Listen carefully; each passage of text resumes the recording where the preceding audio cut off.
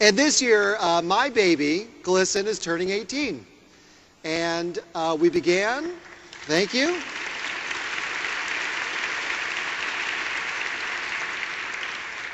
We had our first meeting in 1990 when GLSEN was 3 teachers in Boston, 3 teachers who wanted to find a way to make our schools safer. We never dreamed that we would ever have money or a staff or a night like this. And like any parent now, my 18-year-old is ready to go off into the world, and I need to let go because my last day as GLSEN's founding executive director is August 1st, which makes, of course, speaking tonight very daunting. First of all, how do I possibly say thank you to the people in this room who have made this organization possible through their time, their energy, their generosity, their dedication? How do I possibly say thank you to people like Ron Anson and Graciela Kaplan who have become my surrogate parents? How do I possibly sum up 18 years of my life? And how do I say goodbye? I heard once that if you want to understand the ending of any story, all you need to do is to go back to the beginning. So I'd like to take you back, if you will, to the very beginning, 1988, Concord, Massachusetts, Concord Academy. In 1988, I was a 24-year-old history teacher. 1988 was a very different time. In 1988, Ronald Reagan was president. In 1988, one of the top 10s of the song was Rick Astley's Never Gonna Give You Up. Remember that weird dance in the video? So strange. In 1988, 2 of the top TV shows were Growing Pains and Who's the Boss?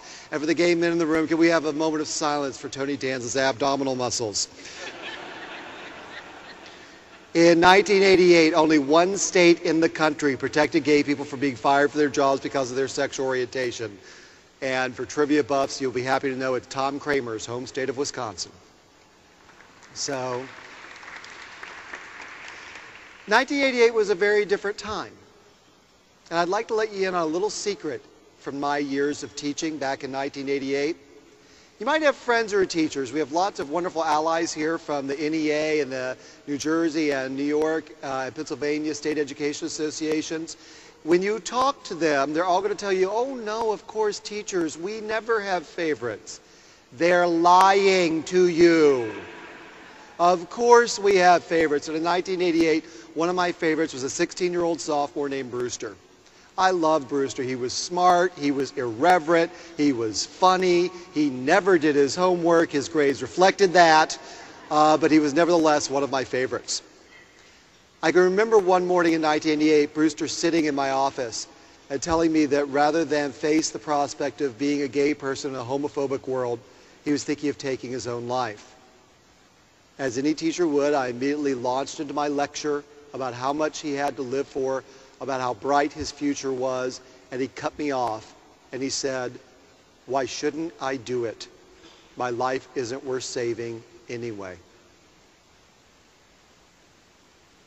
When I heard those words, they took me back to not many years before, when I had been a student in school in rural North Carolina, a place where every day was hell for me, where I sat alone in the school cafeteria, where my difference was held up for all to see and all to mock. I looked at Brewster and I said to myself, this has got to stop. And I made a little promise to myself that whatever I did with the rest of my life, I would do whatever I could in my power to make sure that the next generation of kids had it better than I'd had it. Well, a lot of you have been part of the rest of the story, so you know it. A couple weeks later, I got up and I did a chapel talk at Concord Academy in which I came out to the entire student body. A couple of weeks after that, a young woman came into my office and we started the nation's first gay-straight alliance, the first of what are now 4,200 gay-straight alliances.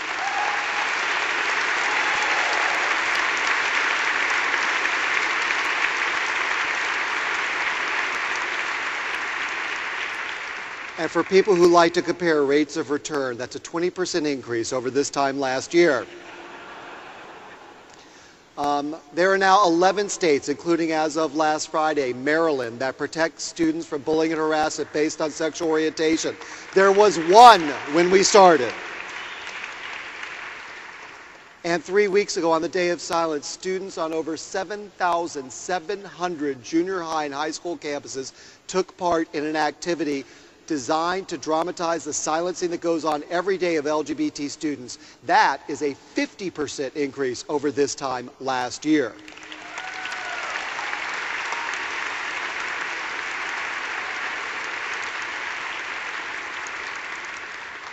I am happy to tell you that we have indeed come a very, very long way. And afraid I also have to tell you, we have not come nearly far enough. For 20 years, I've heard a very common refrain by people who know me. Kevin, you're too impatient. Kevin, you want change too fast. Kevin, change takes time. Well, you know what? That's all true. I am impatient. I do demand that things change quickly, and change does take time. But try telling that to a 15-year-old lesbian who spends every day in her hallways being spat upon and threatened because of her sexual orientation. Try looking that young woman in the eye, which I have to do, and explaining that we need some time to make her school safe. I'm sorry. Time is a luxury that young woman can no longer afford.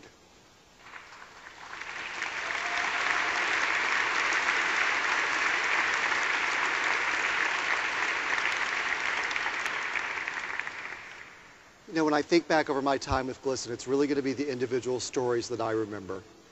Individual stories like that of Robbie Kirkland. In 1997, Robbie Kirkland was a freshman at St. Ignatius, a prestigious Catholic high school in my partner's hometown of Cleveland, Ohio. Many of you might remember this story from our first Respect dinner when his mother, Leslie Sadosevin, came and